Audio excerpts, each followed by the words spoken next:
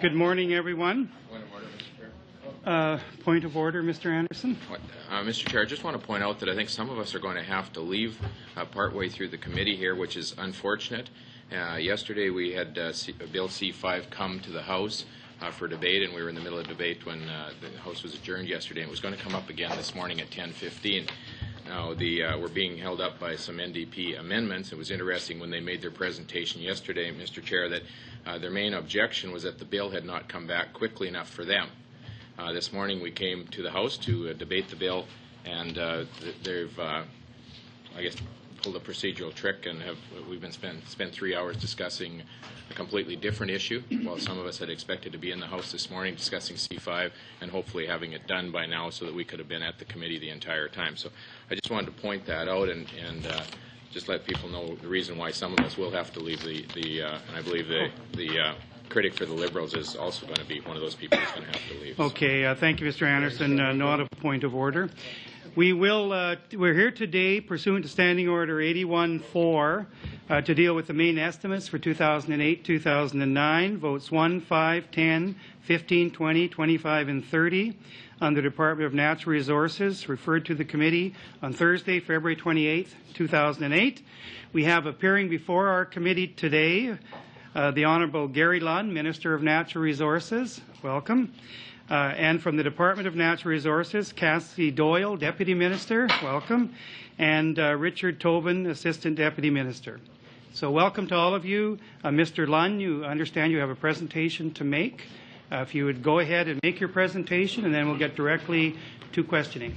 Go ahead. Well, thank you very much, Mr. Chair. It's great to be back before the committee to talk about the main estimates. As you've pointed out, I'm joined here by my Deputy Minister, Cassie Doyle, and Richard Tobin, my Assistant Deputy Minister.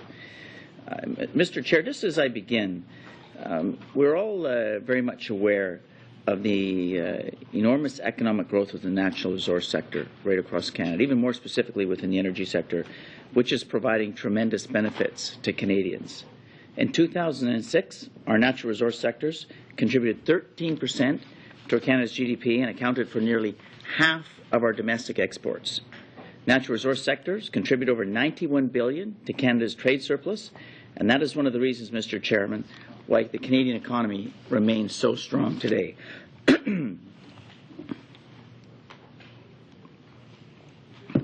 But along with this rich resource endowment also comes an enormous responsibility to ensure that we develop our natural resources in a sustainable way.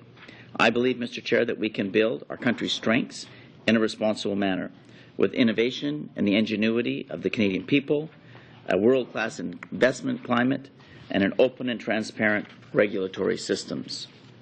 There are three strategic objectives, Mr. Chair, which must drive our natural resources.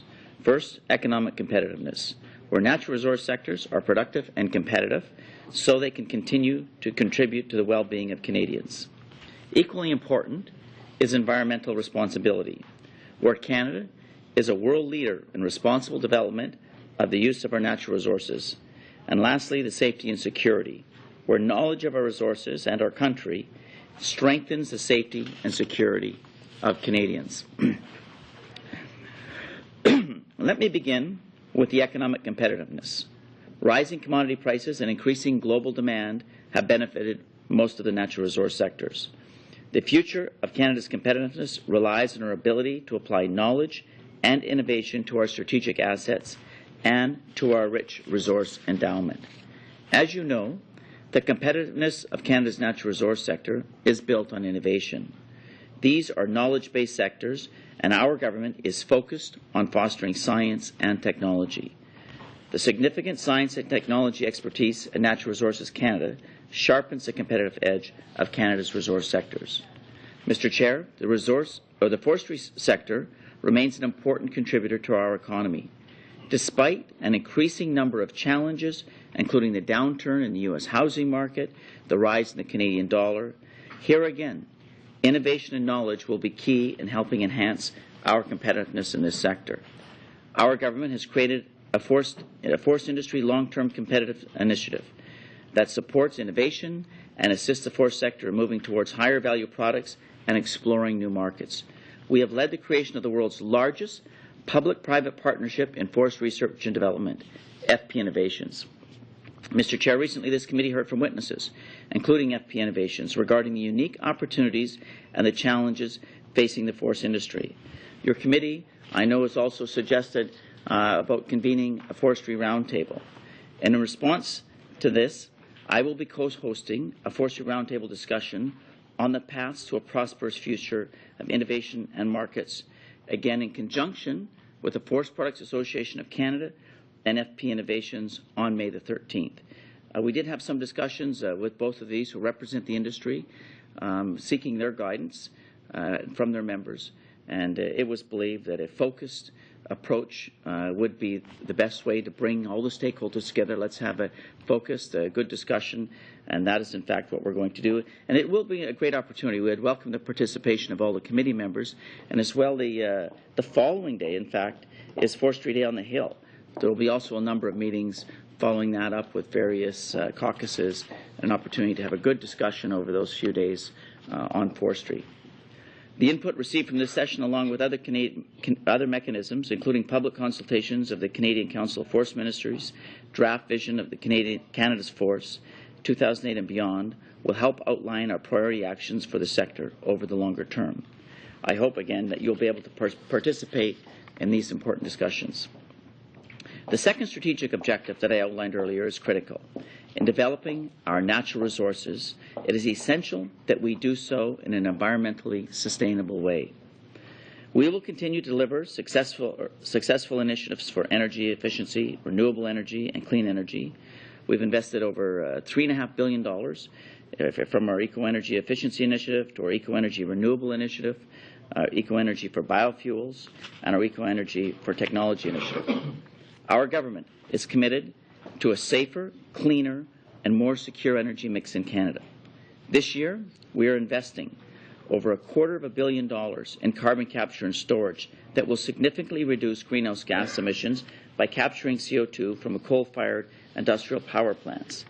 Again, this includes the world's first fully integrated clean coal electricity generation facility combined with carbon capture and storage. This project, in fact, will be happening in Saskatchewan. Again, it's an enormous opportunity for Canada to lead the way on the development of technology and innovation. We're also investing in a geological research and carbon capture and storage potential in Nova Scotia. As well, we're also partnering with the University of Calgary to further examine the regulatory, economic, and technological issues to accelerate the deployment of this important technology. We're also investing $300 million to support ACL and the development of its next generation nuclear power reactor, the Advanced CANDU reactor, and its ability to maintain safe, reliable operations at Chalk River Laboratories. Canadians know that nuclear power generation is safe, it's clean, and it's emission-free. It's based on Canadian technology that uses Canadian resources. Finally, Mr. Chairman, the third strategic objective is to promote the safety and security of Canada. As the committee is well aware, the Prime Minister places a strong emphasis on developing opportunities in Canada's north. Investments in geoscience and mapping will help industry discover and develop new energy and mineral resources. Building on this strength, in our most recent budget, the Government of Canada invested $34 million over 2 years for the Northern Geological Mapping and logistical support for the Polar Continental Shelf Project. These investments will provide enormous economic potential for developing resources in remote communities, including the North. Not only are we pursuing the sustainable economic development of this region, we're building on our capacity to support Canadian sovereignty. Our recent investment of $20 million in seabed mapping, for example, will promote the scientific basis needed to demonstrate Canada's claim in the Arctic for our submission under the UN Convention of the Law of the Seas. I recently, Mr. Chair, had the opportunity, just the week before the break week, to visit where we've got 25 researchers from the Department of Fisheries and Oceans and Natural Resources Canada working together to make our territorial claim. And this was an amazing experience to go right out onto the polar ice camp and see firsthand what our scientists were doing. Dr. Ruth Jackson is our lead scientist, and the work that they're doing there, the data that they're collecting, will absolutely be vital in Canada making a successful claim for a part of the continental shelf the size of the prairie provinces combined. And it's very, very important that we continue this work. And I want to applaud. I had an opportunity to see firsthand what they're doing. There's very specific rules on how we will make this claim. And I believe it's critical that we are successful in this claim so that we ensure that we have the jurisdictional control not only about the potential economic opportunities, but even more importantly, that we control the ground rules. What are the environmental standards? How are we going to ensure that this is done to the highest standard and we protect it from the environmental protection for future generations? The North is a very important part of our country, and I'm pleased, as I said, to have been there firsthand. Finally, I must mention an important initiative to improve our regulatory systems. The government is taking action to improve the efficiency of the regulatory approval processes through the creation of the Major Projects Management Office. This investment of $150 million over 5 years, together with a number of federal agencies, will provide industry with a single point of entry into our federal regulatory process. This will give Canada's natural resource industries greater certainty, improved predictability, increased transparency, while strengthening the integrity of the overall regulatory process. This will ultimately mean more timely reviews, which will aid in attracting critical investments. This is an improvement in the governance that Canadians have been seeking, and I'm proud to report that we are delivering. Mr. Chair, this government will build on Canada's rich endowment of resources and the skills and ingenuity of our people to keep our economy competitive, to meet our environmental responsibilities, and to contribute safely to the security of all Canadians. Our government is committed to developing policies that maximize the potential of Canada's natural resources. As natural resources continue to rise in strategic importance in the global economy, and as concern increases for the future of the planet, our government is creating a sustainable resource development for the advantage of all Canadians. Again, I would like to thank you for giving me the opportunity to appear before you this morning, and I look forward to your questions. Thank you. Thank you very much, Minister Lunn. We will now go directly to questions, and first to the critic from the official opposition, Mr. Alghabra. Go ahead, please, for up to 7 minutes. Thank you, Mr. Chair. Good afternoon, and thank you for coming here, Minister, Deputy Minister, and Assistant Deputy Minister. As you can imagine, I want to focus some time on AECL. So there are still a lot of outstanding questions on the future of AECL and also the lessons that we learned from the incident that happened over last Christmas. So could you update committee and the public on where the review process is at that you've hired, I think, National Bank to look into AECL? So could you please update us on that? Yes, the National Bank, excuse me, the National Bank has been engaged to provide us to do an evaluation within all the business lines of ACL. We want the best information we can, and so we will be evaluating that.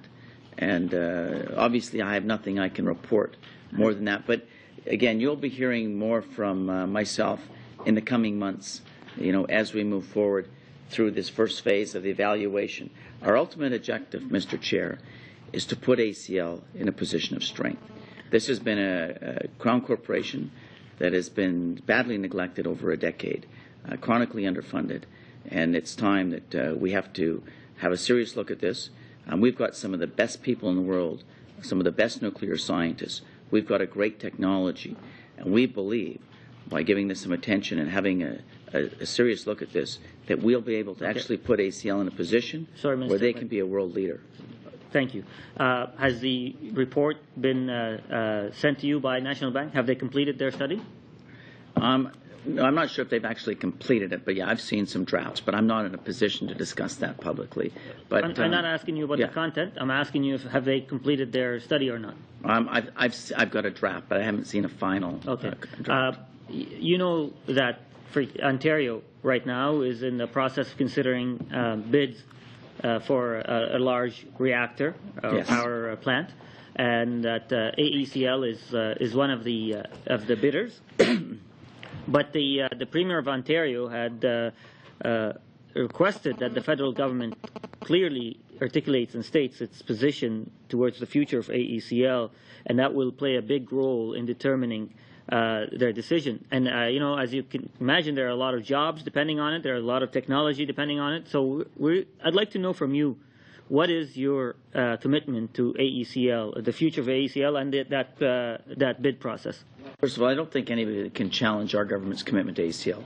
We put $300 million, an unprecedented amount, in this year's budget to fully fund the completion of the ACR technology. Again, we've got a world-class technology. We're fully aware of the Ontario bid process as well. They've launched a competitive process. One of the greatest things that ACL has done recently is on almost all of the reactors, if not all of them, that they've built internationally. They have delivered them on time and under budget. These reactors, the ones in Korea, just let me finish. Just because I have limited time, I just like to know what. I understand. I actually share with you about how we value AECL. I'm just, for the sake of this process right now, the Ontario government needs to hear from the federal government. Yes. So I'd like to know what your commitment is going to be for the future for AECL. Well, first of all, our commitment in the budget 2008, as I've just stated, $300 million was unprecedented. That sends signals that we are 100% committed. We've launched a review to strengthen ACL so it can capitalize on the opportunities here at home, and we believe they are a world leader. Listen, there are some things that need to be addressed, and we are focusing on those, but I can't get into those specifics at this point in time, but you will hear more from me in the coming months. But our ultimate objective is to seize upon the opportunities and capitalize on the great people we have at ACL, the nuclear scientists, the nuclear engineers, and a great technology. The CANDU reactors, if I can just say, are some of the most efficient operating reactors of anywhere in the world. Just to give you a few real quick examples. In Korea, there's 20 nuclear reactors. ACL has 4 of those, 4 CANDU reactors. And their entire fleet, the CANDU ones, are number 1, number 2, number 3, and number 5 in efficiency. The ones in Argentina have won awards for the most efficient reactors anywhere in the world. In China, Qinshan 1 and 2, CANDU reactors, are the most efficient reactors. The most efficient reactors in the entire Chinese fleet. I've read the brochures. Well, these are not just brochures. These are the facts. I know. And so that's why we're putting a great support into ACL. We believe in the future. I'm well aware of AECL's performance and its track record. I'm concerned about your outlook, your vision towards AECL. Are you going to privatize AECL? Are you going to sell it off? Are you going to create a joint venture? What is it? I mean, that is important for Ontario and other customers and AECL scientists and hardworking individuals to know what the government's commitment to AECL is. Well, again, I'm not going to restate the commitment. Well, what are we going to do exactly? We are looking at ACL with a very critical eye so that it can emerge what it rightfully belongs as a world leader with a great technology. We are very much engaged in the discussions with Ontario, and I'm very confident that ACL will be able to compete with the other technologies in the Ontario bid process and emerge successfully. We believe it is. They've got a great technology with great people. So privatization is on the table? I did not say that. I'm asking. I didn't say you said that. I'm asking you, is privatization on the table? Listen, I've said this before. All the options are on the table. Okay, so none have been excluded. But, again, I wouldn't be focusing on one. When do we expect to hear from you about that? As I said, I'm not going to give you a time frame, but it's something that we're very much engaged. It'll be this year that we're very much focused on that. How much time do I have? You have 30 seconds. Mr. Well, I just want to learn, or have you share with us some of the lessons learned from the last fiasco that happened at Chalk River. What actions now have we put in place, corrective actions, to ensure that it doesn't happen again? Well, first of all, Minister, you'll have to give a very general answer because you only have 15 seconds. Again, I've worked with my colleague, the Minister of Health. We've put in plans in place to ensure that there's an adequate supply of medical isotopes, and we are, have got contingency plans in place to ensure that would happen. But again, The reactor up at Chalk River, the NRU, is operating. It's a marvelous piece of technology and is producing, we can be very proud of what that technology is doing in providing isotopes to 50% of the world's supply. Thank you, Minister. And thank you, Mr. Elgabra. Now, from the Bloc Québécois, Madame de Bellefoy, for up to 7 minutes. Go ahead, please. Merci, Monsieur le Président. Thank you, Mr. Chairman. Thank you, Minister and Deputy Minister. We'll go along the AECL line. You said in November 2007 that there would be a last amount of $37.5 million given to Atomic Energy Canada, and in the last budget we saw that the government had granted $300 million for 2008-2009. The question, Minister, the proportion used to make the Chalk River Laboratory safe and the amount for the CANDU advanced reactors, what is the proportion of money going to those two things? And could you tell us, is that really the last amount of money that the taxpayers will have to pay out in order to make the reactors commercial, the ACR 1000 or 2000 or whatever? Budget. And we were, when I made those statements last time, we were clearly sitting down with ACL and saying, let's find out what exactly the resources, what they need. We were very much in discussions at that time, preparing for the 2008 budget. So, if there was some confusion, but we were looking for a final funding and how we get this completed. Of the $300 million, there was $100 million is for the completion of the ACR. $80 million is for the dedicated isotope facility, and $120 was for the regulatory and health and safety and security requirements at Chalk River Laboratories. Now, when I say we believe that will be the last installment required from the federal government to complete the ACR, but that does not mean it will be the end of the work. There's still ongoing work to do on the ACR, but it is going on as projected. Et quand, Monsieur le Ministre, and when, Minister, will ACL be ready to be commercialized? Last year he told it was the last time. You come back this year and say this is really, really, really the last time to invest money as taxpayers to develop the ACR 1000. Now, can you tell us when it's going to be ready? And if really the taxpayers are going to eventually stop contributing to the development of that machine? Yeah, absolutely. First of all, we believe that the ACR 1000 under ACL will be competitive in the Ontario bid process. They're looking at starting construction of the when? I believe by 2012 is the starting construction in 2012 is the objective of the Ontario government. So this is very well along this research. I agree with you.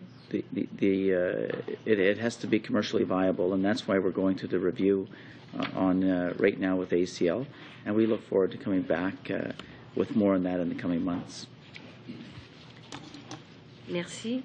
Thank you. Now, if we're talking about the energy program for housing, last year I told you it was a bit chaotic transition between the two programs. I'd submitted, at your request, files where people were sitting between two chairs or falling between cracks. Unfortunately, the letter that they got from you was a copy of the previous letter you sent to them. In other words, my discussions with you changed absolutely nothing for those citizens. Now today, I'm looking at this, and it's impossible for me to determine, in looking at the numbers, how much or how many citizens actually received help through this program since it was implemented, and how many people were actually helped. That's on one hand. I'd like to know that. And I'd also like to know if your very serious problem of availability of competent inspectors and qualified inspectors to go and do these inspections in the outlying areas of Quebec.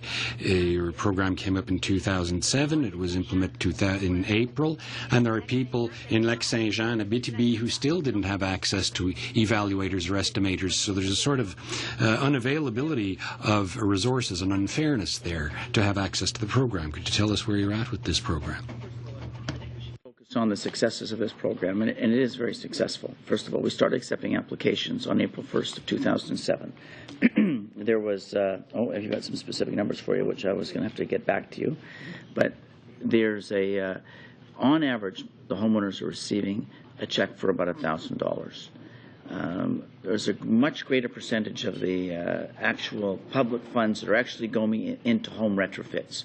So we're seeing a significant uptake in the program, which is actually, saving energy, which was what the goal was all along. Now, once people get their first audit done, they have up to 18 months to do the work. So there's a lot of people that are in the program. Let me just finish. I want to answer a couple of your questions. There are a lot of people who are in the program are still waiting for the checks. In 07-08, 89,000 had retrofit evaluations, and 13,000 homeowners to date have received grants of an average of approximately $1,000. But a lot of those people are still engaged in doing the work, and the data that we have is we've got a far greater percentage of that money actually getting to doing the retrofits themselves. You actually raised a question about the inspectors, and I do acknowledge in some of the areas, it was difficult in more rural parts of Canada to get inspectors. That's something we were aware of, and we were ongoing looking at where there was shortages and trying to fill that. And I know the department's done some work by putting out new call for inspectors, and we'll continue to do that. I mean, obviously, it's important for us to have the inspectors there because the program cannot function, and we want Canadians right across Canada to have access. So if there is still areas, I'm not aware of any, but if there's still problems, we're happy to hear about those, and we'll try to work with you or other members to resolve if there is inspectors, but I'm not personally aware of any. There were some, and I know the department did a call for additional inspectors and tried to resolve those issues. Madame de Belfoy, your time is up. Ms. Bell, for up to 7 minutes. Thank you, Mr. Chair, and thank you to the Minister and Deputy Minister, etc., for appearing today and answering our questions. And thanks also for the invitation to the Forestry Roundtable and the Day on the Hill. Unfortunately, I may not be here for the 14th because I'll be at home where one of our mills is closing, and there is going to be an event there on the 14th, and that's the last large mill in my riding that will be shut down. We're hoping a buyer comes along between now and then, but it doesn't look promising. And just on that topic, Mr. Lund, when I first came to this committee, I think it was in the first few months of meetings, you came before us, I think it was the first time, and we talked about raw log exports, and you said that you were very concerned about that, and I'm just wondering what steps you've taken or what have you done to curtail raw log exports from this country since that time, because that's one of the largest reasons that our mills are closing down is because they don't have any logs to mill. They're being exported. My second question is with regards to the eco-energy program, and you've answered some of them with questions from the block. But I have people in the riding who have gotten inspections, and the inspections are approximately $400, and the amount of money that they got back was $400, and so they felt that this was didn't really give them much hope. They didn't see this as a big incentive for doing the work. Unfortunately, they had to spend around $11,000 to get their heat pump. And so, you know, I've been asked by them to ask a question about why it is so high and why there's not much of an incentive here. And my last question is about the Eco Auto program. That was discontinued, and I'm wondering why that was discontinued. I know a number of people took advantage of it, and it was successful in their minds, and I just wondered from Natural Resources' point of view why it was scrapped. Okay, let me thank you. Let me try to address your three questions. First of all, on the raw log exports, you're correct, and this is Minister Emerson's responsibility, but I have had discussions with him, as well as my other colleagues. James Lunny's raised this with me a number of times, equally as a concern. You know, there are issues. We have to be careful that we don't trigger any kind of a trade action within the softwood lumber agreement. That is one of the mitigating factors. We've had discussions with the province. I know on the softwood lumber agreement there was opportunities for looking at discussions on dealing with this issue. But again, Minister Emerson has the lead. But it's, I should say that, you know, one of the things we're trying to do within the forest industry, and you've talked about your mills closing. We recognize that, you know, that the difficulty this is placing, especially on some of these small industry towns right across Canada, one industry towns. That's why the Prime Minister announced $1 billion in the Community Development Trust, so that there can be some money that's going out to help these communities, to help these families, and help these workers. You know, not to mention the money that we're investing in forestry innovation and looking for new markets. You know, we're committed to doing that. We're working with FP Innovations, Forest Products Association of Canada, to continue. We absolutely believe the forest sector is an important part of our economy and will continue to be for some time to come. But I take note of your concerns on the raw logs. You know, there's different people with different schools of thought. The province is engaged in this as well. And so again, I know people are looking at seeing if there's things that can be done, but we should.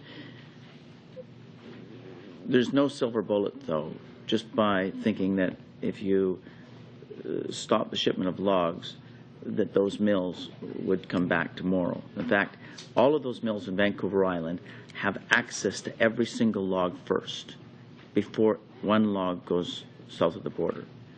Any Canadian mill is going to have access to those logs before they're exported. So that's an important note to make. On the eco-energy program, listen, the reason we asked for the homeowner to pay their audits, we wanted their buy-in. What we found out from the earlier incarnation or the previous program, that the homeowner didn't have to pay for the audits. So a lot of people were just getting audits, but they're not doing any of the work. And so we felt by having the homeowner at least pay for the audits, and then we could actually increase the amount of the grant, which we've done. The average grant is just around $1,000 across Canada. So, you know, there'll be some less, there's going to be some more. But we believe the program is working, and it's got great participation. And I don't know the specifics with respect to the Eco-Auto, only that we've put in a significant amount of money in the budget looking at our auto sector, you know, on innovation, looking at how, you know, we can work with the industry. We've got a great auto manufacturing sector in Canada. They've been world-class in building automobiles and manufacturing, some of the best in the world. And, you know, we know the auto sector is having a tougher time. The SUVs and pickup trucks, the market has virtually collapsed in the United States. So, yeah, the auto sector is definitely looking for ways to, you know, other opportunities. They're all engaging in more efficient vehicles, which is great, and our government's trying to work with them to ensure that that happens. You know, the Eco-Auto program, though, we felt it was better to move money into doing that kind of work with the auto sector and the development of a more efficient automobile, you know, fuel-efficient vehicles, and that's where we've decided to make that change. Ms. Bell, your time is up. We'll go now to the government side. Mr. Allen, for up to 7 minutes. Thank you, Mr. Chair, and thank you, Minister, Deputy Minister, Assistant Deputy Minister, for being here. I got a number of questions, and the first two I want to get out on the table first, and then we'll see where we go from there. You've already answered the question with respect to the funding on AECL on the ACR reactor, but one of the things that has been discussed quite a bit is the pre-licensing arrangement to be able to compete, and that was one of the key success factors for competition for the ACR. And I noticed that CNSC's budget has been reduced by about $5 million roughly. Do you see any impact on CNSC being able to do a proper pre-licensing for the reactor, and what stage is that in?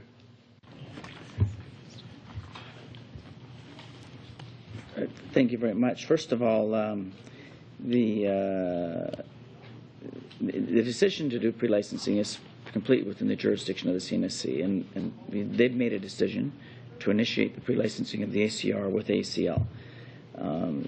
One of the things important, the CNSC operates on a cost recovery regime. So they're as far as the their budget. And I'm not if they're I'm not sure if something's not in the supplementary estimates, if it's in the main estimates, and something back and forth. But I will make this commitment that we are committed to ensuring an efficient regulatory process, and we'll ensure that they have the resources they need to do the job. We're very much committed to that, and we are doing that. The main estimates in 08-09 include $152 million. Oh, that's for ACL. I'm sorry, I don't have the specifics for the CNSC, but again, it is on a cost recovery basis. I actually thought that we actually had increased the funding to CNSC marginally, but I might be mistaken. Okay, I'll go on to my next question. It's on the carbon capture and storage. Minister, you mentioned about the $250 million for carbon capture and storage, and I was reading an article just recently about the United Kingdom, with the amount of coal plants they have, are going to be facing a significant problem on energy supply between 2012 and 2015. And being from Eastern Canada, where we do use a lot of coal for generation, have we done consultations with other countries in the carbon capture and storage, and do we think that we're positioned to benefit our economy from being in front of this technology so that other countries can use that, and who will benefit from that? No question. Listen, it's not just the United Kingdom, but it's countries like China who are putting 1,000 megawatts of new electricity on the grid, every 10 to 14 days, primarily coal. There's enormous opportunities for coal. Coal, we're seeing this growth in different parts of the globe. There's an enormous amount of the global energy is coming from coal, and Canada has an opportunity to be a world leader in the development of this technology. Our department does a significant amount of research right here at Bell's Corner in the labs with their oxy-fuel process, where they can take virtually all the pollutants out of the stack. I said earlier in my speech that we've committed $240 million for a project in Saskatchewan, which is the world's first fully integrated clean coal with CCS. There are clean coal plants, a few of them operating. I don't have the details, but there are a few. And there are things where we're doing carbon capture and storage at Weyburn, Saskatchewan, as an example, which is one of the largest ones in the world. But there are other CCS projects around the globe. But this is bringing the two technologies together for the first time. But you're seeing a lot of growth. I've had discussions with my counterpart, the Secretary of Energy in Washington. The United States has significant interest in this as well. And these discussions come up with my colleagues at the International Energy Agency. I personally believe that in the development of this technology, absolutely there's an opportunity for Canada to develop and this technology. But I actually think we need to get this technology into countries like India and China. And we need to do everything in our powers if we're going to have make an impact on the environment on a global scale. And that's where the great benefit is. So absolutely, this is one of the reasons that we're investing in this technology. There is an economic gap. This is very expensive technology, but as in any new technology, there is always an economic gap. And as we get started, that economic gap will narrow. We've seen it in Hibernia. You've seen it in the oil sands. And so that's why we're quite excited to get this project off the ground. How much time do I have, Mr. Chair? You have 2 minutes, Mr. Allen. Next question is with respect to the National Energy Board. And looking at the estimates, there's just been a small increase in the National Energy Board by roughly about $1 million, $1.5 million. And given our desire to be a major energy player and some of the challenges that are faced by that with the National Energy Board on interprovincial pipelines and exports to other countries, do you see that as any issue with respect to staffing and being able to hire and retain the proper resources at National Energy Board to do those reviews? Because we are living in a challenging environment right now with respect to getting talented resources. Yeah, finding talented resources and keeping them is always a challenge, there's no question. The National Energy Board, like the CNSC, though, is on a cost recovery model where the proponents of the applications are bringing them forward. In fact, they're ended up paying for the work that the National Energy Board does. Again, we're confident that they have the resources to do the jobs that they need to do. And they've got some great people at the NEB that we get very positive feedback from environmental organizations as well as industry. So, again, we can be quite proud of the work the NEB is doing on behalf of all of us. It's a very highly regarded regulator across all sectors in Canada. Short question, Mr. Allen. The Eco Energy, one of the programs, as I understand it, was supposed to support 800 to 900 homes for hot water heating, and I think that was in the last budget. Can you tell me how successful that program has been? Because it would seem to me that hot water heating and being able to go to solar and other opportunities for hot water heating and storage is a tremendous opportunity. So do you have any comment on both that program and the possible expansion of that? What I've got in front of me, Mike, is we've got about 200 contribution agreements have been signed with a total incentive value of about $6 million for the deployment under this initiative. Again, so we're seeing some significant uptake in that, and I believe the funding that we announced in this for this program was $36 million, I believe, over 4 years. Was something like that program. I'm not positive on the 4 years, but I'm pretty sure that it was over 4 years. And so we'll expect that program to be fully deployed. In its first year, as I said, we had $6 million of contribution agreements signed, and we expect that likely to grow as the program becomes better known. Thank you, Mr. Allen. We go now back to the official opposition for the second round to Mr. Boschkoff for up to 5 minutes. Go ahead, please. Thank you very much, Mr. Chair. I have two troubling questions, Honourable Minister. The first is that you, knowing full well that this committee has passed a frank and clearly worded motion expressing its direction that the Prime Minister convene a full national summit on forestry, why would you still go ahead with a 3-hour session knowing that that's going to be inadequate for what this committee has set as a direction? We've called your office for a list of invitees, and we're told that it cannot be revealed to the public. So you can't help feel that there's some kind of hidden agenda here, Honourable Minister. And our report, which we've been laboring on for many, many weeks, won't be ready, and you would think that that would be the focus of why you would bring people together so that they could, rather than go through all the sludge work of what we have, just start working on what we have proposed to the federal government as a direction. So, and it really will set a national and international agenda for us, not provincial or territorial. So I would question, first of all, why you would undermine this committee before and knowing what our wishes were, that you would do that. And I guess the second question I have would be, when this committee passed a resolution for $1 billion for forestry, instead it was $330 million a year, and it was given carte blanche to the provinces.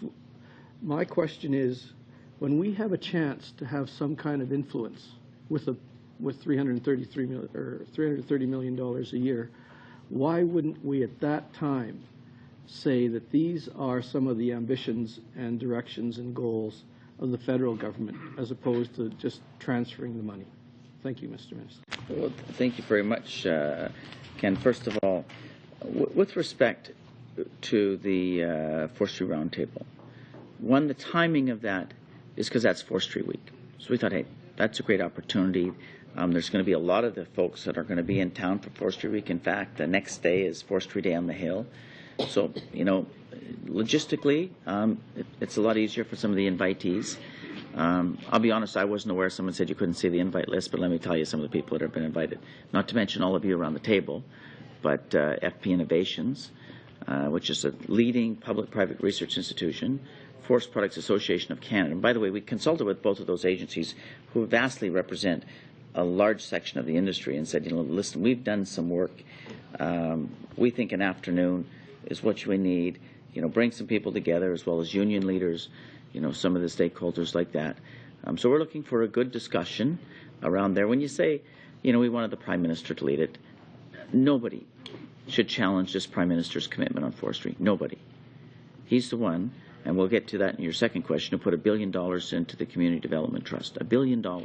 He's the one in the first budget. Our first budget out of the gate had $400 million for forestry. We hadn't seen those kind of commitments by the previous government, in all fairness, to forestry. So we have put in significant funds. We worked with the industry to ensure that this money was flowing through to agencies, to looking at innovation, looking at new market opportunities. Our commitment on the pine beetle. So again, going to your second question, and we work as a government. I listen. In all fairness, Mr. Boschkoff, your party is standing up in the House of Commons saying the Prime Minister's a one-man show, and now you're coming here and saying, well, how come you're involved? You're just the minister responsible for forests. Why don't we get the Prime Minister? We work as a team. We really do work as a team. Our entire cabinet, as well as I work with a team with my deputy minister. We talk daily. We are all focused on our eye on the ball on getting the job done, and you can be rest assured the Prime Minister will pay very close attention to this Forestry Roundtable. Now, your second question, why give it to the provinces? Listen, we recognize some of the most difficult parts of the communities that are being affected by the downturn of the forest sector. And some of their challenges are unprecedented. We know the forest industry never was geared up to be competitive at a par dollar. U.S. housing starts off by 25%. That's where 80-85% of our market goes to. So how do we help those communities? Who is best to deliver initiatives to help the workers themselves? Just let me finish. That would be. Just let me finish again. That would be the province. I'm giving you a straight answer. That's the provinces. Why would we in Ottawa want to deliver programs to these communities? We gave that money out to the provinces with a focus to help these communities and the downturn in these sectors in the economy. And in fact, we think they're in a far better position to deliver these programs than we are here from Ottawa. Thank you, Minister. And your time is up, Mr. Boschkoff. Monsieur Ouellette, for up to 5 minutes, please. Merci, Monsieur le Président. Thank you, Chairman.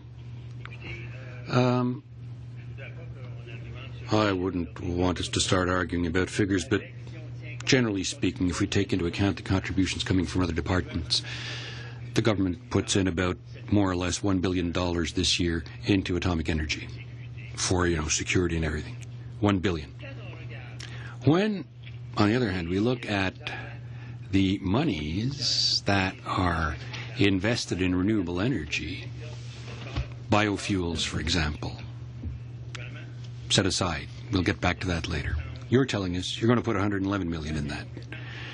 For me, it's totally disproportionate because in that we're talking about wind power, talking about passive solar, talking about active solar for air and for water, talking about heating biomass, talking about tidal power, hydroelectricity, using running water. We're talking about gasifying garbage, also geothermal energy, and insisting heavily on saying that there's geothermal for heating at a lower level and geothermal deep down to produce electricity. There's a report coming from the U.S. that's valid for Canada, says that if by now in 2050 we invested in in-depth geothermal energy to produce electricity, we'd have all the electricity we need. Now, why? And I'm sure that you know about those figures and those projects. Why? I mean, it's your decision. Why?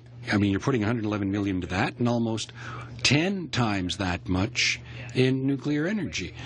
Don't tell me where you're putting the money there, Mr. Lunn. I know where you're putting the money. Just tell me why you're not investing more in renewable energy, because you told us before, and quite reasonably so, that there's important economic development. Half of our exports come from natural resources, and that you're very aware about the environment and health and all that, and that means we don't need assurances for that. We need them for the nuclear, not for that. So why don't you put more money into renewable energy? Mr. Chair, the $111 million, with all respect, and I believe you're mistaken, $111 million is purely on biofuels. Okay, so that money is not the renewable energy. It's about 111 or 112 million, I believe. 112. That was, I'm going by memory, but that number you're talking about is for the biofuel program, not the renewable energy. Just let me finish. What we put $3.5 billion into clean energy. We announced $1.5 billion for 4,000 megawatts of clean renewable energy, everything from wind, tidal, solar, biomass, as a production incentive. So that money doesn't flow out until they actually start producing the electricity. Some of that's flowing now, but once they start producing that electricity, the amount of clean electricity that we're going to put on the grid is 4,000 megawatts. That's the equivalent of 12. That's the investment. I'm talking about the research, contribution to research. It's clear. Contribution to research is $111 million. Biofuels and stuff, yeah, $112 million, we got that. But research and development, $111 million. Whereas the other one is for research and development and a bit of safety and security that you need for nuclear, but it's not necessary for the others. So research, give me an example, what we're doing on our clean coal project in Saskatchewan, $240 million. That's a commercial scale, but think of it as a research project for clean energy that's emission-free. Emission-free, no pollutants, no CO2. So we are making significant investments into clean energy, both in the production and into the research as well. I would invite the committee members to take a field trip and go out to Bell's Corners. Go out to the labs at NRCan and see what our own scientists are doing out there. You'll be very, very impressed at the work that they are doing. But we're also partnering with industry. We're putting money into this. The other thing that we've done is we've put in Sustainable Development Technology Canada. Again, this is an agency that reports to myself. I believe we put an additional $500 million in just in the development of next generation biofuels, cellulosic ethanol. As well, they have hundreds of millions of dollars that they go out to the private sector and people put in applications. All this is done arm's length from government, but we fund it 100%. And they select projects. Some relatively simple. Everything, I'll give you some examples. So North America's first tidal turbine off the coast of Victoria had significant funding from Sustainable Development Technologies Canada.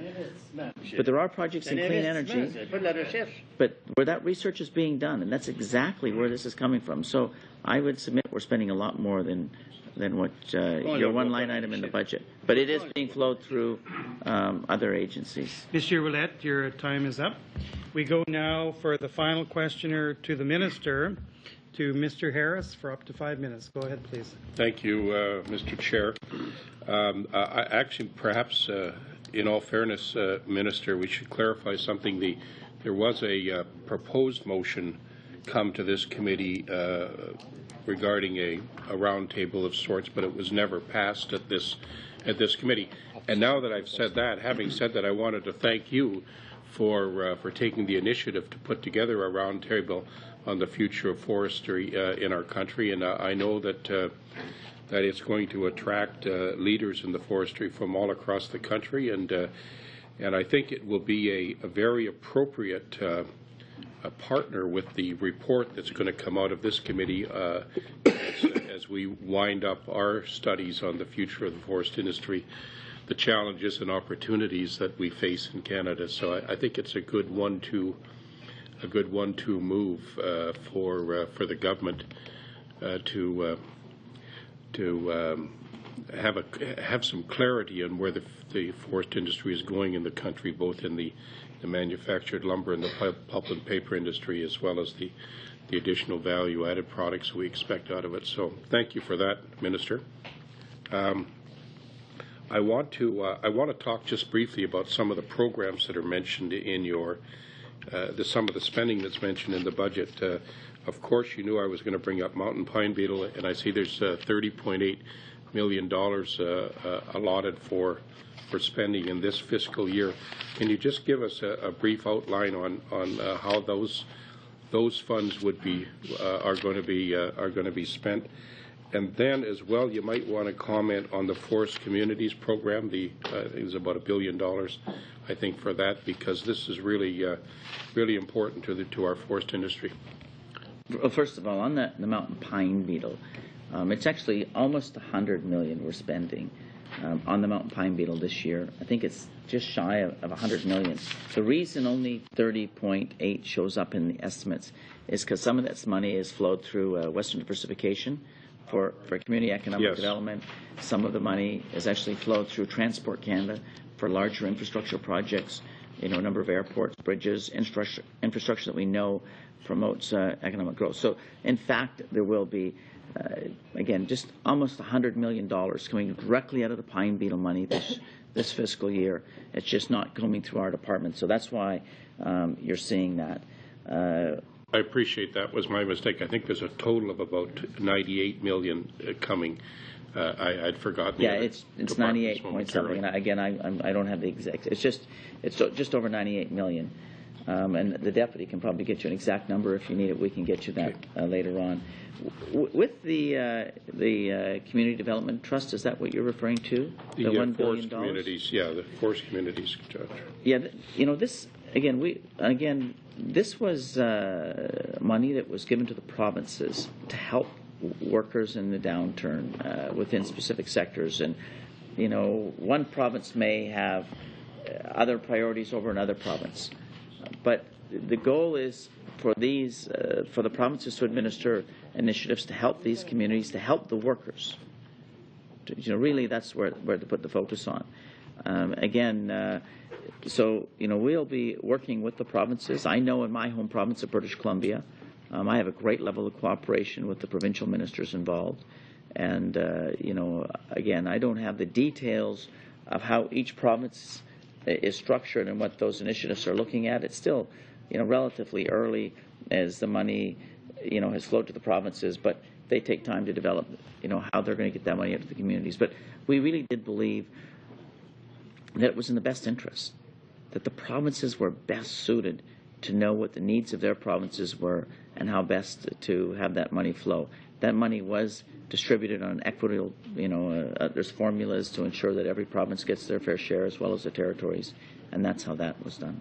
Yeah, Minister, I think that you appreciate that when it comes to the challenges and the opportunities in the forest industry, that as you just indicated, there's no such thing as a cookie-cutter approach to it. Every area in the country is unique in the challenges and opportunities, and I want to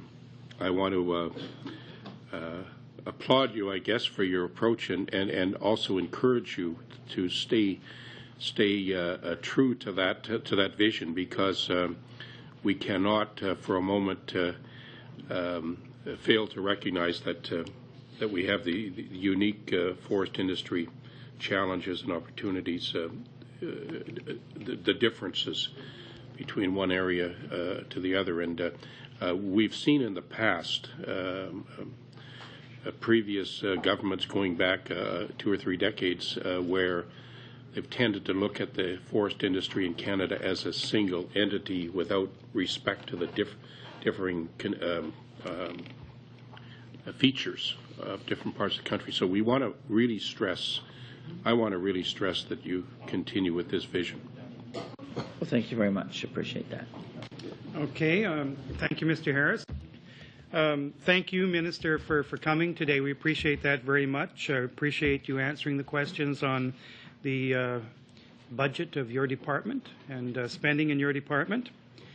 And wish you the very best in the future. I know we'll have you back here at this committee soon. You've made yourself readily available. So thank you very much.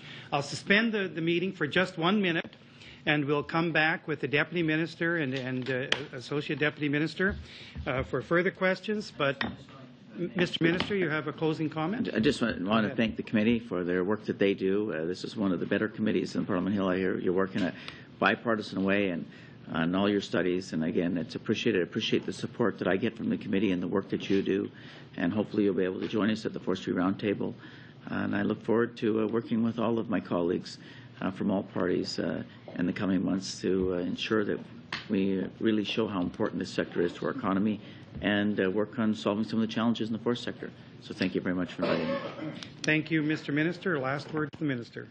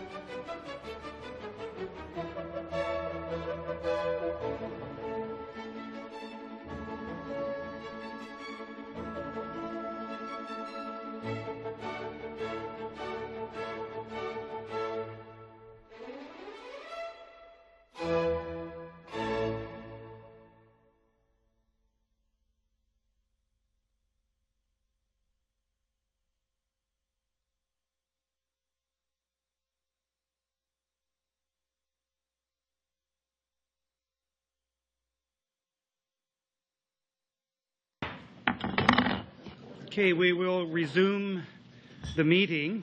And for the second hour, we have as witnesses Deputy Minister Doyle, Cassie Doyle, and Assistant Deputy Minister Richard Tobin.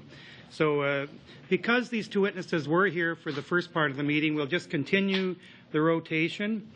And we will go first to Mr. St. Armand for up to 5 minutes. Go ahead, please, Mr. St. Armand. Thank you, Mr. Chair. Nice to see you again, Ms. Doyle and Mr. Tobin. Thank you for coming.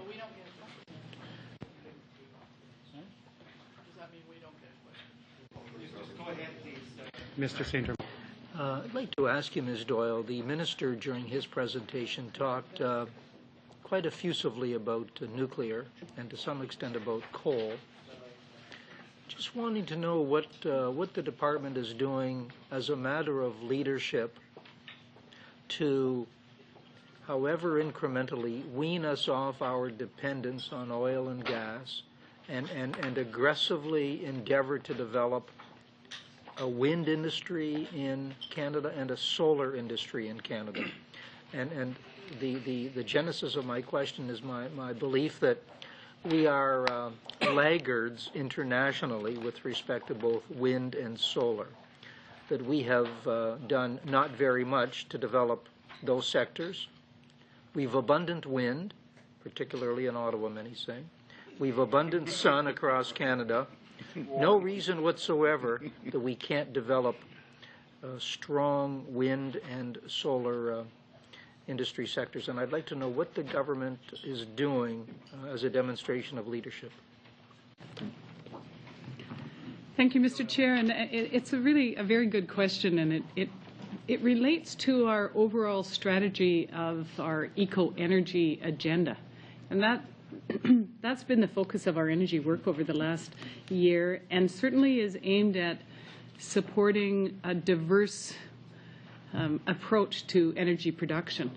And renewables and solar are both considered to be priorities under that eco-energy initiative. So we do have a $1.5 billion initiative of eco-energy for renewable power that is very much focused on wind, but also includes other forms of renewable energy, including biomass. And that's kind of a key platform of the eco-energy initiatives. We also, as the minister mentioned earlier, have an eco-energy for renewable heat program that's aimed at the deployment of solar air and water heating systems in the commercial, industrial, and institutional sectors. So I think it's fair to say that our approach under eco-energy has been to support not only renewables and a diversification of our energy supply, but also efficiency.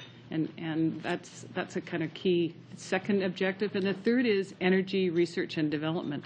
So in those key areas of renewables, we have research that's undertaken in our own laboratories. As the minister mentioned, Bell Corners is an energy research institute, and I would certainly echo his invitation to the committee to come for a tour of that facility. It's really impressive what our own scientists are doing in these areas.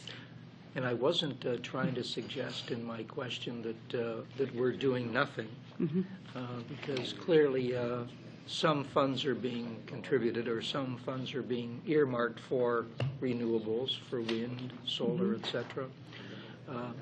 And the funding is more than a tokenism, but in my view it's not nearly as bountiful as it could be. There seems yet to be a mindset that nuclear is the way to go and coal is the way to go, and it's nice to have little boutique wind and solar industries, but we're not really keen about promoting them. Can you disagree with that, or better yet, agree with that? Well, Mr. Chair, I'm sure the honourable member would recognize that I wouldn't actually be of the same mind on that front. But I can say that over the course of the last, I would say, half a decade at NRCan, the largest investment that we have made in supporting energy production has been in wind. And that's continued with the eco-energy for renewables. That's a $1.5 billion initiative. And it builds on early initiatives under the wind power production incentive. But it actually represents the largest funding that we're dedicating to a particular energy production incentive, far larger actually on an annual basis than nuclear, support for nuclear. So I could be very happy to provide to you an overview of the kind of funding investments, but I would also want to reiterate that we not only are funding programs, but we also undertake a significant amount of research R&D within the department itself. And in those areas, I think there has been a very strong focus on renewables, biomass, and other forms of kind of alternative energy. So you have to look at it as a package in terms of our departmental priorities. And how is that translated on the ground, so to speak? I mean, what are the benchmarks? 5 years ago, there was nobody developing solar energy products, and now there are 18 companies. What is the on-the-ground data with respect to the payoff, so to speak, in terms of developing the industry? I'm just wondering if my ADM from Energy Technology might want to add. And we can certainly give you some of that, provide some of that information. I just don't have those specifics with me. We'll just take a few seconds here. Sure. Go This is ahead, Margaret McQuaid-Johnson, our Assistant Deputy Minister for Energy Technology Programs. Thank you. Very much. Go ahead. And I would just mention briefly that the department is investing in the future of Canada's capacity for wind technology through the technology roadmap that we've just initiated. with the industry and with the environmental organizations involved in wind.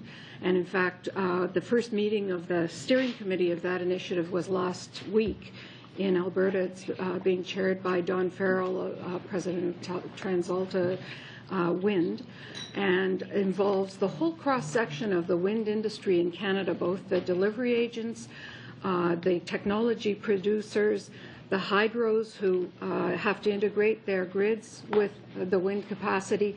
What we're endeavoring to do in this initiative is identify where Canada has its strengths, where there may be technology gaps, where there's economic development potential for Canadian companies to contribute, where there's international potential for collaborations with wind leaders in other countries and building on their research and development.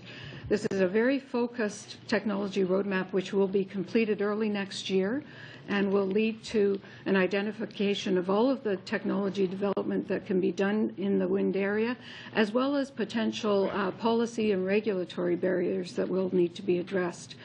This is following quite a bit the model for CO2 capture and storage, which was the subject of one of our technology roadmaps a year and a half ago, which then led to the CCS task force that identified policy and regulatory measures that needed to be developed, and then in turn led to the investment in the last budget in CCS.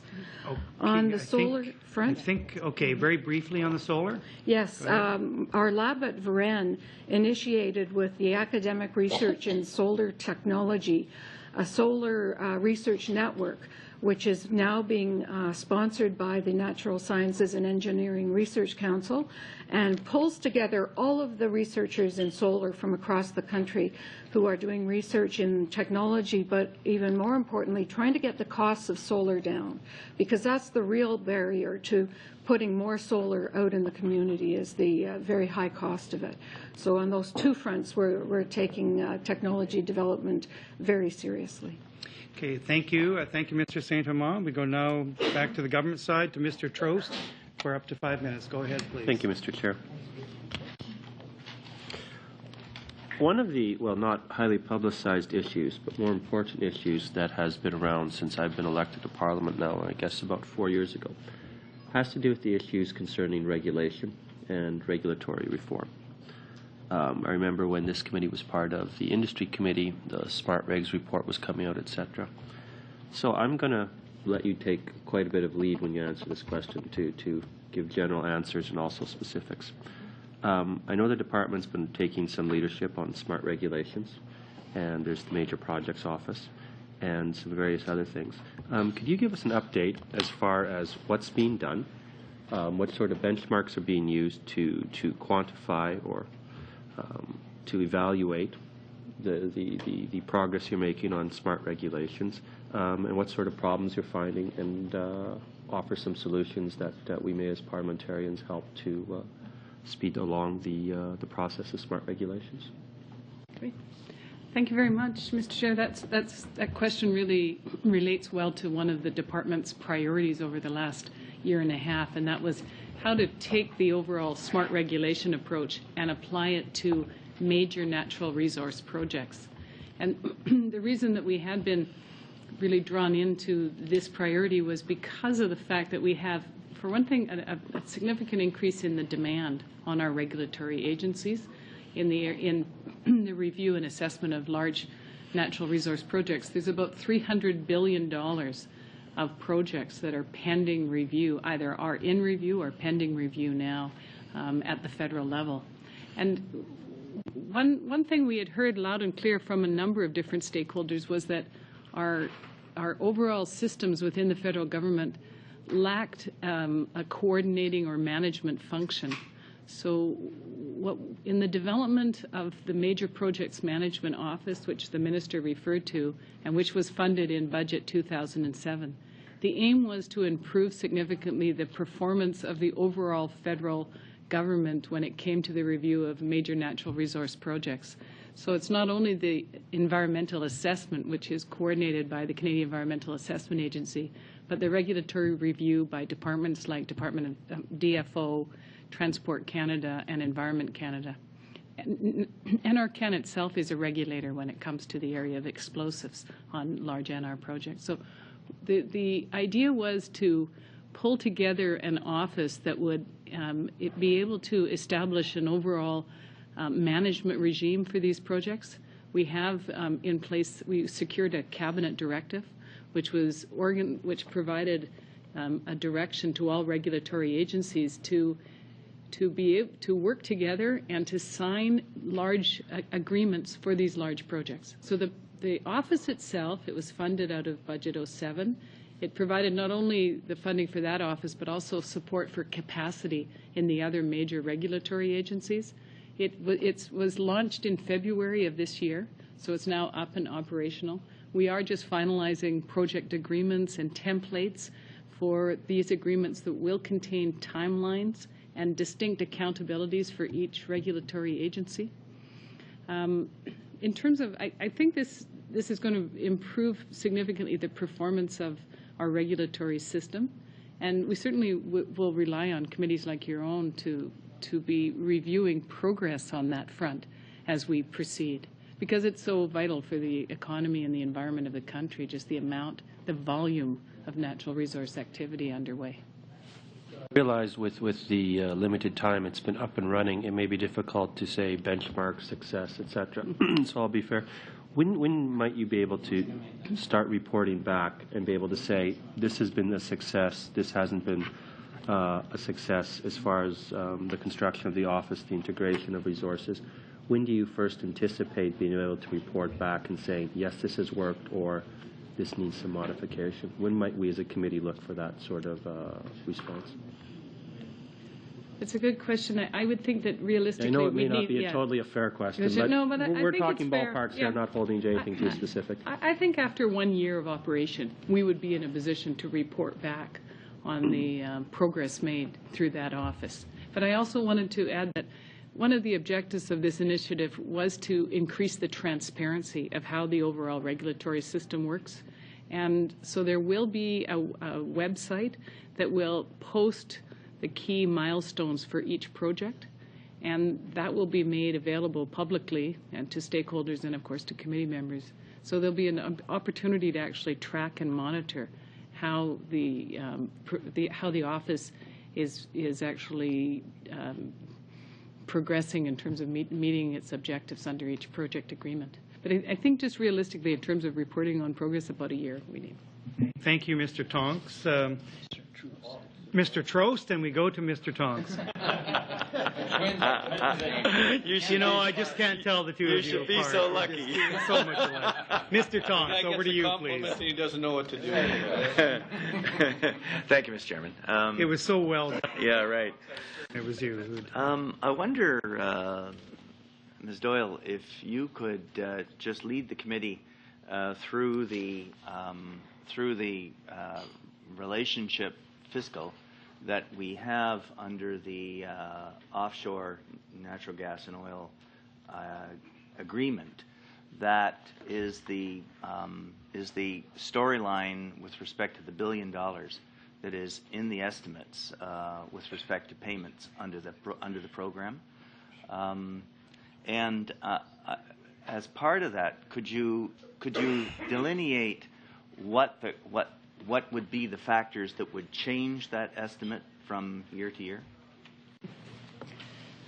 Yes, certainly. Thank you for the question, and Mr. Chair, I'd be happy to respond. NRCan is responsible for making these statutory payments to Nova Scotia, Newfoundland, and Labrador in an amount equal to royalty and other payments received by the federal government from offshore oil and gas activities. And the level of these payments are influenced by the production levels of each offshore board, as well as the oil and natural gas prices. So the variance that you can observe year to year is really related to the production levels and to what the price is of natural gas, which is quite volatile, as you will know, and oil, which continues to climb.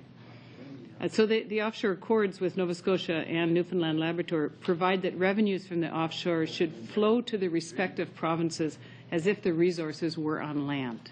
So it's essentially the same regime. And are there any other ministries where there are budgeted amounts? And why is it through NRCan that regime exists? I'm not sure I'm going to be able to answer that, but I know that our department is specified in the offshore accords. So that legislation specifies Natural Resources Canada as the department that acts as the sort of manager, if you will, of those revenues coming into government and then flowing out to the offshore boards. And it's the Minister of Natural Resources that is the lead minister for both of the offshore boards. I see. Okay. Just pursuant to that, I noticed that, and I'm sure the committee has noted, that the 2007, 2008, 2009 estimates are 6% more than the 2007, 2008, and the estimates actually are 30% more than 2006, 2007. And what really constitutes the increase to that extent in terms of the programs and expenditures? Just what would be the major changes or the major shift in policy, if that's what it is, or programs? Well, thank you for that question. And I understand that the primary sort of inflationary impact is derived from the increase in the price of oil. So that's what's causing those revenues to increase. So there's some variance from the production level or change in production level of the boards, but it's primarily it can be accounted for by the price of oil. But okay, I'm not totally happy with that answer because I was hoping, Ms. Doyle, that there would be, given the nature of the questions and the intent of the questions on program expansion and research and development, and Mr. Boschkroff or Mr. St. Amon's question with respect to solar or wind, that there would be more of a reflection that this is visionary as opposed to systemic. Pardon me, I may have misinterpreted your last question. You're speaking about the overall estimates and the increase in our overall estimates? That's right, yes. Okay, and I'd be happy to give a much more textured response. The main reason for the increases are the representation of new priorities on the part of the government in the area of natural resources.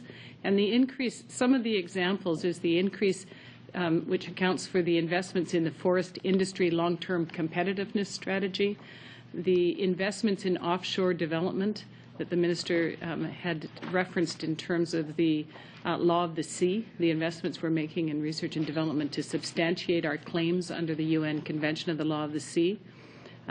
We have investments, of course, in the mountain pine beetle that are reflected in that increase. Investments in nuclear waste legacy liabilities, which had been announced in 2006, as well as increases in the low-level radioactive waste cleanup at Port Hope. We have additional investments that reflect the costs for the relocation of our CanMet laboratories that will be relocated to a new innovation cluster at McMaster University, and also overall investments in the eco-energy clean air agenda that are represented through the eco-energy investments. Yeah. Okay, good. Thank you, Mr. Chairman. That's fine.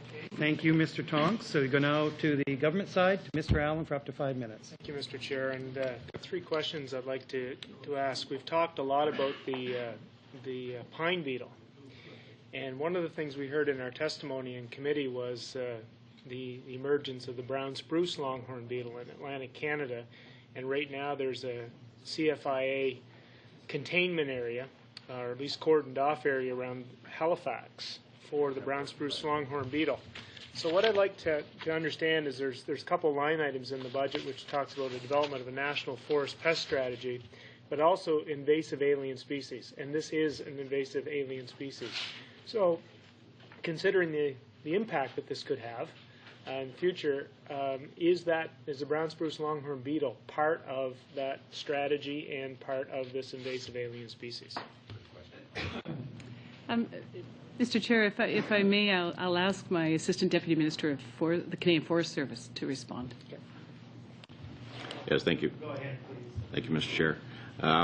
Actually, that is correct. There are funds from both of those envelopes that are dedicated specifically to a research and development agenda that's developed in partnership with the Food Inspection Agency as well as the province of Nova Scotia to better define some of the scientific issues in terms of the outbreak, better forecast spread, as well as give advice to CFIA around issues like the quarantine zone, the ministerial order.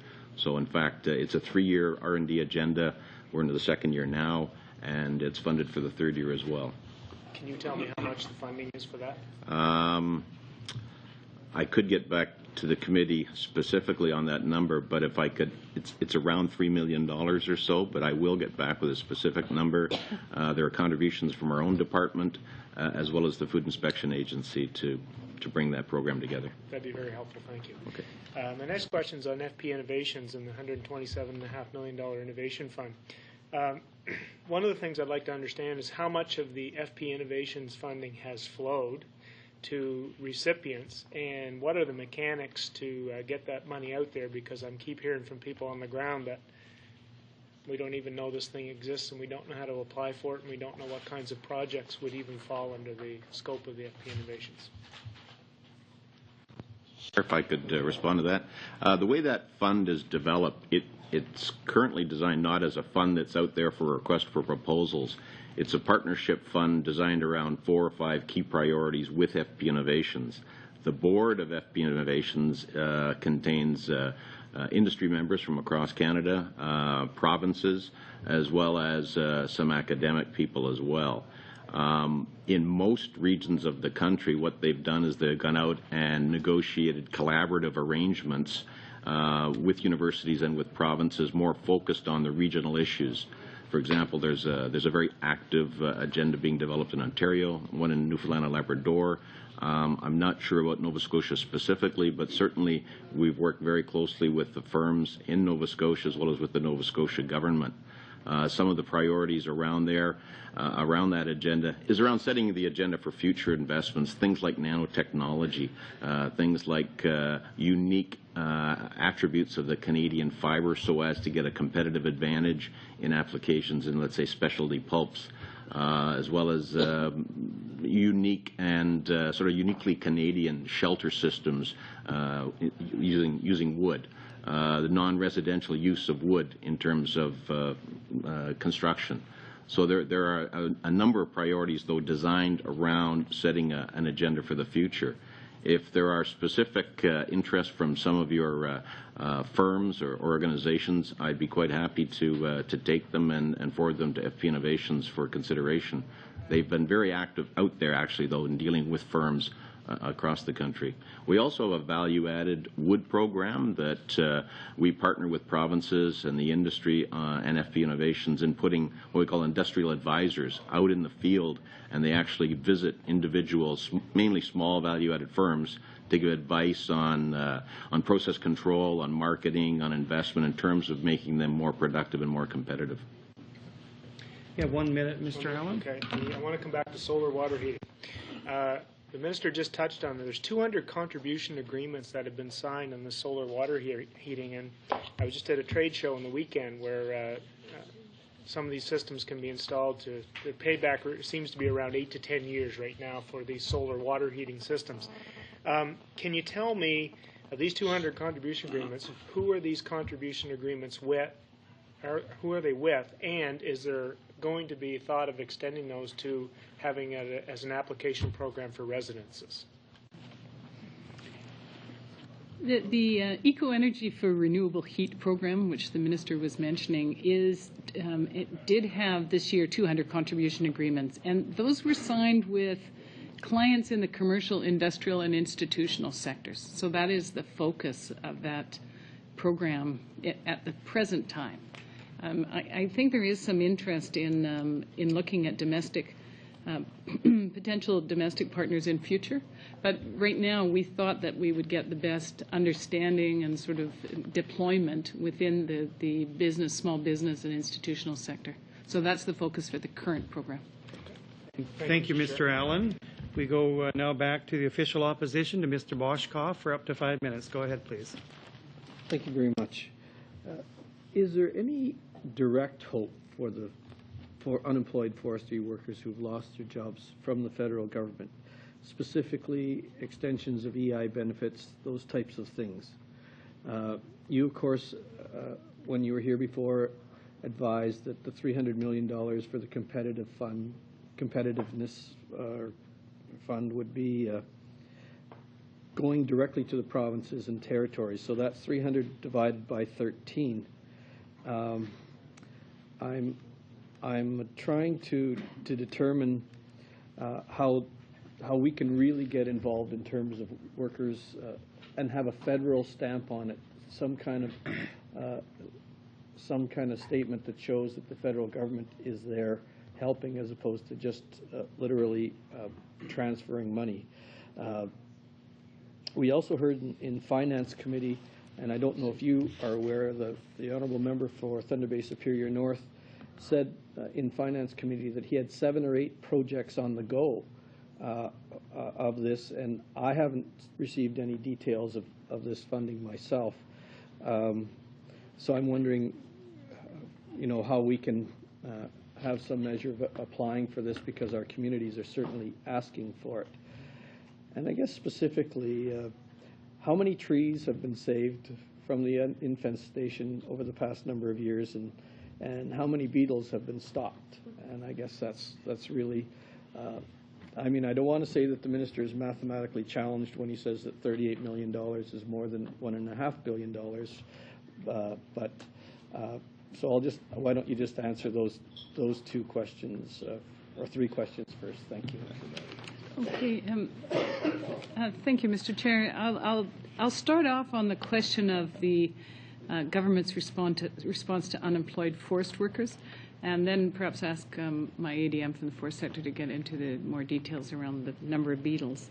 On that, and we've had some discussion, certainly when I was last here, on the question of the Community Development Trust, and that's a program that is not run from my department, but certainly is aimed at providing resources to the provinces to work with forest-level communities. Our own Community Development Trust. The Community Development Trust, yeah. And that's, as the minister mentioned, was a decision that was taken by the government to provide resources to provincial governments to address readjustment programs or support for individual unemployed forest workers at the community level. The perspective that we have at Natural Resources Canada is to focus priority on the competitiveness of the forest industry. And so some of the initiatives that have been discussed here today are really aimed at supporting the innovation and the overall markets for our forest sector in Canada to increase or provide support on that side. So in terms of that, I think it's the Community Development Trust. It's been well publicized. It was a decision that provinces would be able to be best situated to work at the community level in areas of readjustment.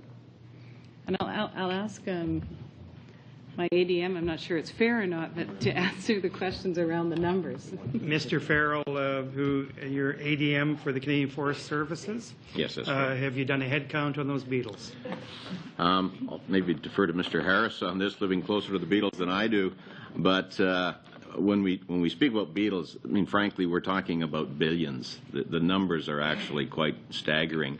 And the extent of the infestation in terms of the numbers of trees, again, goes into the millions as well. If the question is around what sort of success have we had in terms of slowing it down, as a matter of fact, we have scientists working in the field this month, actually, to do some assessments as to what sort of a combined impact both the weather in terms of last fall and winter has had in terms of beetle survival and spread, as well as what sort of success we've had with Alberta and British Columbia in terms of the control efforts we've done over the course of the winter. In the labs, as well as in the models that we've used, the indication is that there has been an impact. There has been a reduction in the numbers of beetles that can actually prosper in terms of the next growing season. But I couldn't give you a specific answer on that until the field studies are completed in May. But it does look quite hopeful, and for that reason, we actually did increase our investment over the course of the winter, both in northeastern British Columbia and northwestern Alberta, around that band where the beetles have moved into Alberta and possibly threaten the boreal. But I certainly can give you more information as the analysis is completed toward the end of May. Thank you, Mr. Boschkoff. Now we go to the Bloc Québécois, Mr. Bigot, for up to 5 minutes. Merci beaucoup, Monsieur le Président. Thank you, Mr. Chairman. Welcome to the Deputy Minister. Last 3 December, your government announced the new eligibility criteria for incentives to produce biofuel within the eco-energy program, which is $1.5 billion. I found your policy rather ambitious. The goal is to produce in 2003 to bring corn ethanol from 12.2 million liters to over 3 billion liters in the coming years. That's between 2003 and now. This is the question. Have you come up with a report, the energy report, on the energy spewed out by the combustion of ethanol, corn ethanol, and the energy used to make corn ethanol? Do you have a report on that? If you do, can you table it?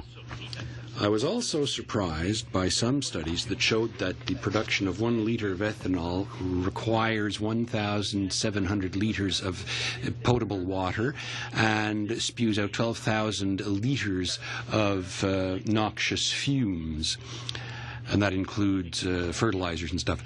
Now, besides what the minister was saying before, the regulations, but regulations going back 25 years ask every department to do an environmental strategic evaluation of all policies and plans and programs of the government and departments of the federal government. Second question, have you done a strategic report or evaluation of your incentives policy to produce biofuels, more particularly the production of corn ethanol? Is there an evaluation, an environmental strategic evaluation? If so, could you also table it with this committee?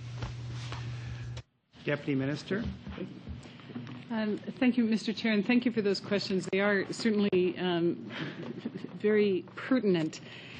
In terms of the first question, which is about the studies that were done around the energy, the net energy used in the production of ethanol, there has been a fair amount of research that has been undertaken on that front. I can't name one particular study that has been undertaken by NRCan, but I do believe that there is some research that we have used in the development of our ethanol program. At this time, and I'll ask my ADM of Energy Technology to follow up on this one. As far as a strategic review in relation to the production incentive, I'm quite sure that we did that because it's a requirement, as you know, on each one of our new program developments, and I'd be happy to provide that to the committee. I wanted to just point out that Donc, vous prenez l'engagement de déposer. So you're making a commitment to table the strategic evaluation with the committee? yes, you have that commitment. And I just wanted to mention that the development of a production incentive for biofuels replaces an exemption on the excise tax for biofuels. So there was the switch over from an exemption on the excise tax to an actual dedicated and focused production incentive. And that program has just been just come into effect on April the 1st. So we're just starting that program as of April 1st, 2008. Did you want to add? And Ms. McQuaig Johnston, ADM Energy Technology, is that correct? Go ahead and answer the other part of the question, if you would. Yes, that's right. Thank you very much, Mr. Chair. I would just add that in terms of the benefits of corn ethanol specifically, the statistics that we have are that there's a 40% improvement over the traditional gasoline used in vehicles. With respect to the next generation ethanol, the statistics are closer to 60 to 100%, depending on what the ethanol or biodiesel is made from. cellulosic, of course, being much more green than other forms. Mr. Chairman, if I may. Mr. B. Yes. I'm questioning what you're saying, but I won't go on that because 25% less efficient biodiesel and biofuel. But to remain with biodiesel, and the minister before said that there were $142 million spent on that. Yes, it's true, on fuels for the eco-energy contribution. If we add contributions of other departments, I suppose we're close to the $200 million level here. Now, as there are three kinds of ethanol, one that comes from corn or sugar cane, one from biomass, and a third one from urban garbage, could you tell us the proportion of money put into each one of those three types of ethanol?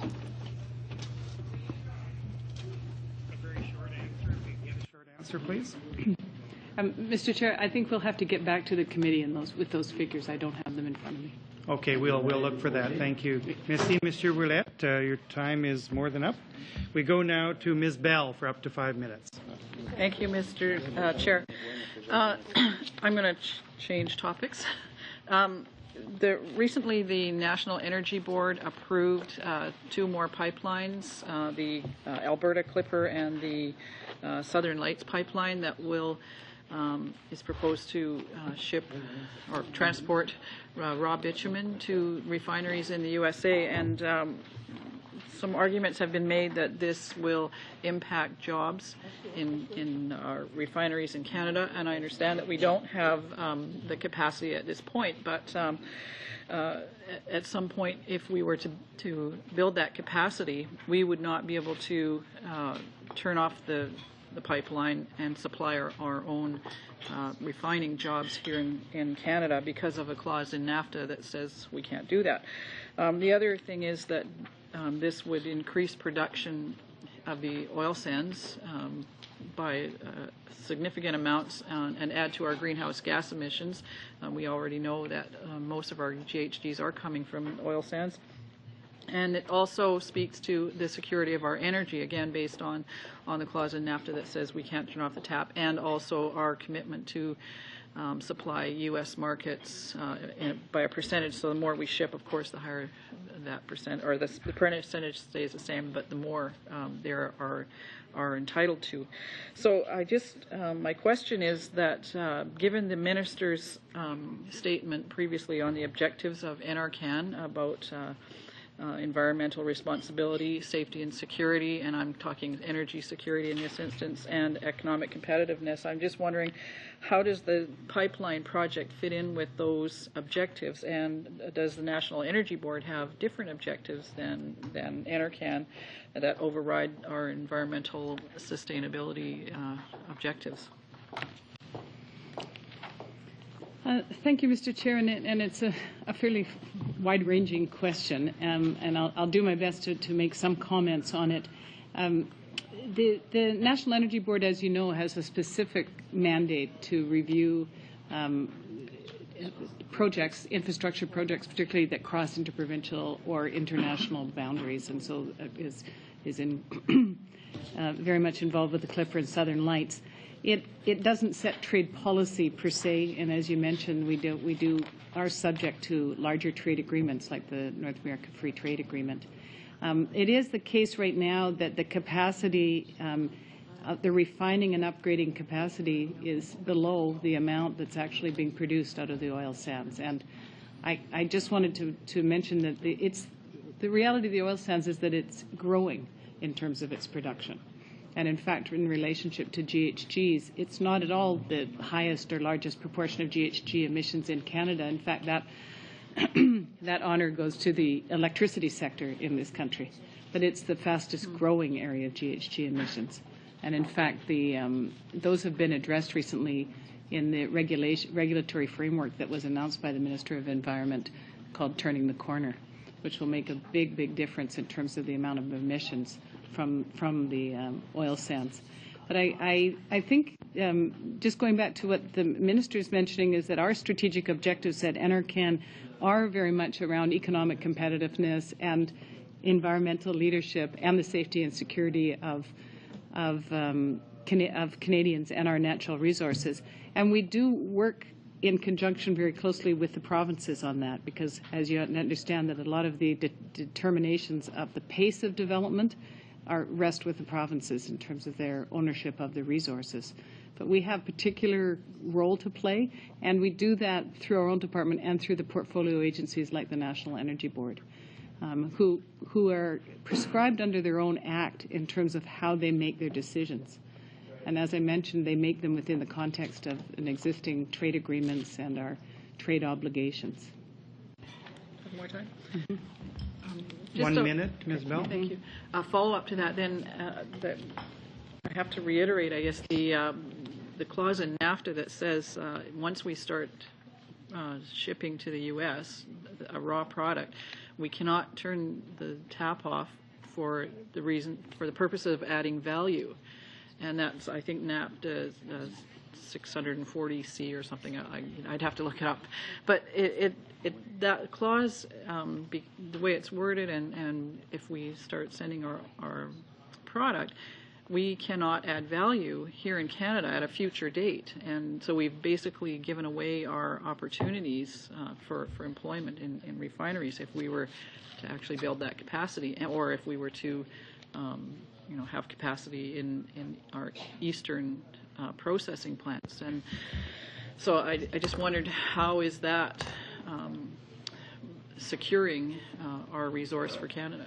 Ms. Bell, your time is up, and that's hardly a question for this deputy minister. It's more a question for the trade minister, I would suggest. Thank you. We will go now to Mr. Trost for up to 5 minutes. Thank you, Mr. Chair. Just a very small area, a small question of curiosity that I've had for a while. As was noted earlier, there's some of the arm's length organizations are cost recovery. The Nuclear Safety Commission, for example. One of my questions has been, what are the measures in place to keep these arm's length organizations that are based on a cost recovery model of funding?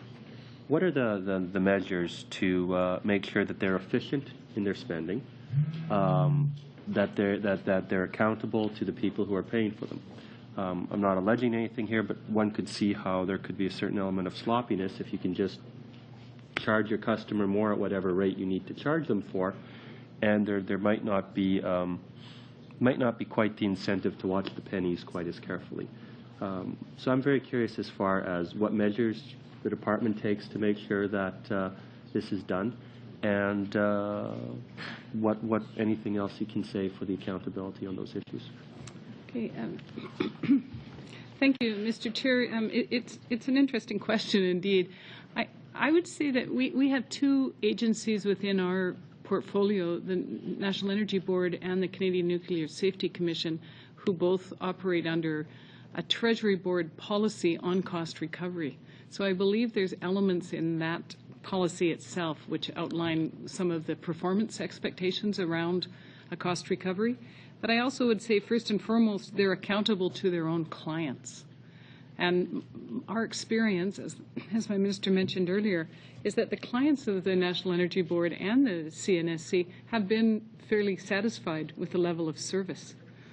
That's their first level of accountability. And I would be happy to check into the Treasury Board policy on cost recovery and that which is provided for through that policy, the opportunity to set the levels of cost recovery for each agency, and it has recently been changed in the case of the Canadian Nuclear Safety Commission, and I'd be happy to do that and report back to you in terms of more specifics. But I guess first and foremost is that we don't hear very often any negative feedback around the levels of service of our cost recovery agency, and they keep a very close watch, obviously, on their service standards, and so that's probably the first level of accountability. Well, the question came to me partly because the Auditor General's report today about user fees is being released. I believe it's today.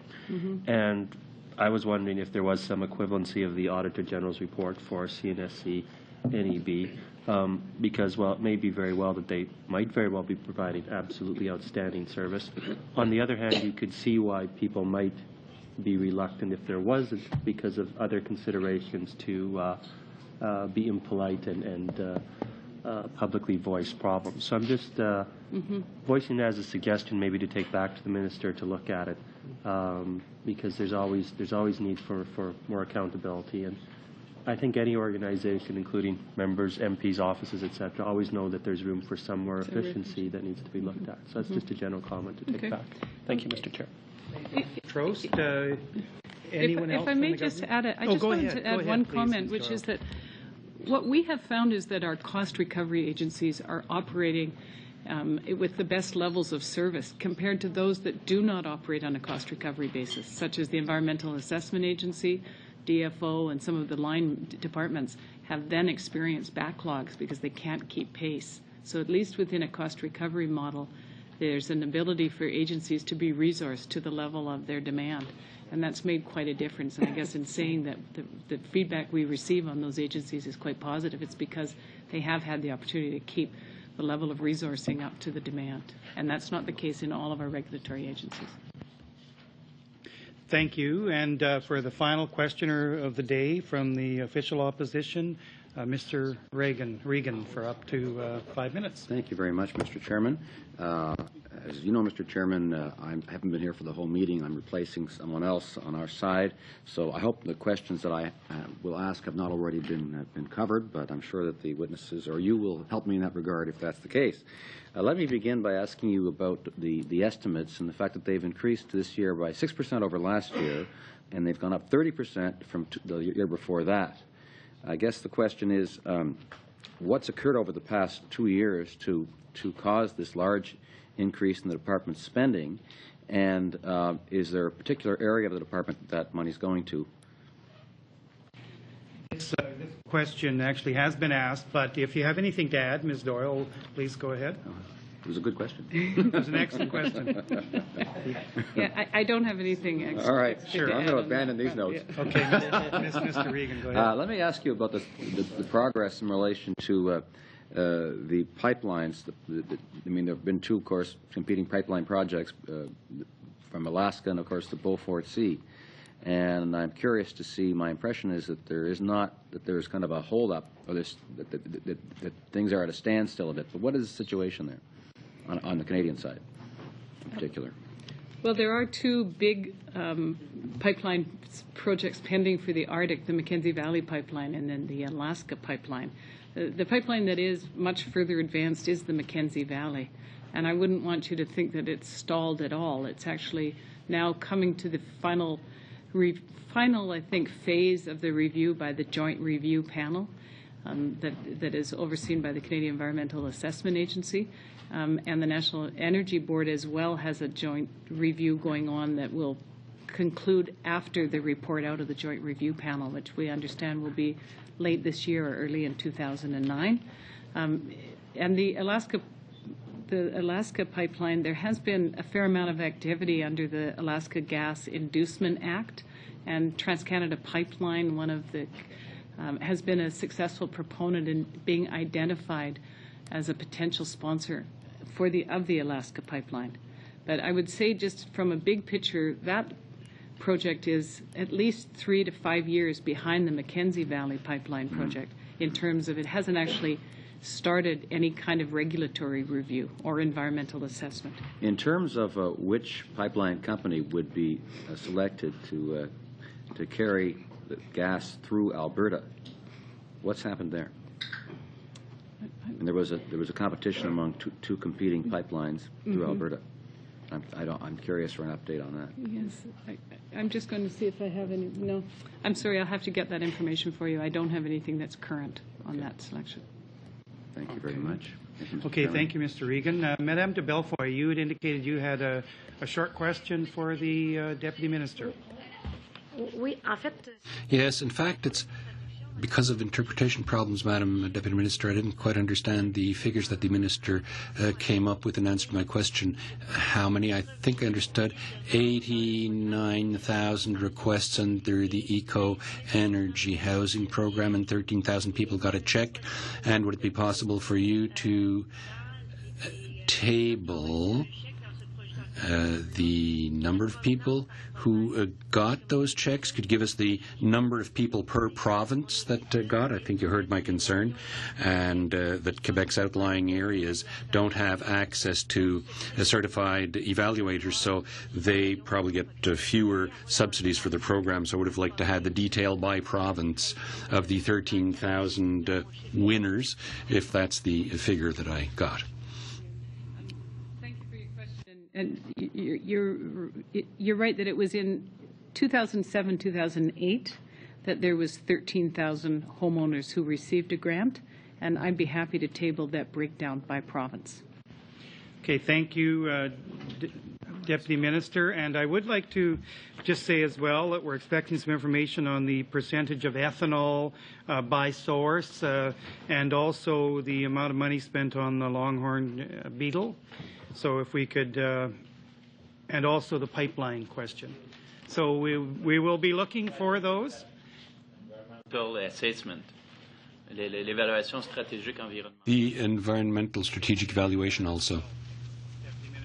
So thank you very much for coming. Just before we adjourn the meeting, I'd like to tell the members of the committee that the second draft of the report will be sent to your office, hard copy, this afternoon. So thank you, Deputy Minister Doyle, ADM Tobin, ADM Farrell, and ADM McQuaig-Johnston for your answers to questions here today. Look forward to seeing you in the future, as I'm sure we will. Meeting adjourned.